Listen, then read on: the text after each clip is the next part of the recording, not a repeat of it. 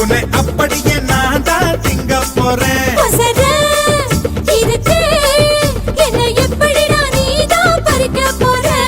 அணிலாக மாறினான், அழகாக தாவினான், அங்கங்க உன்னை கடிக்க போறேன்.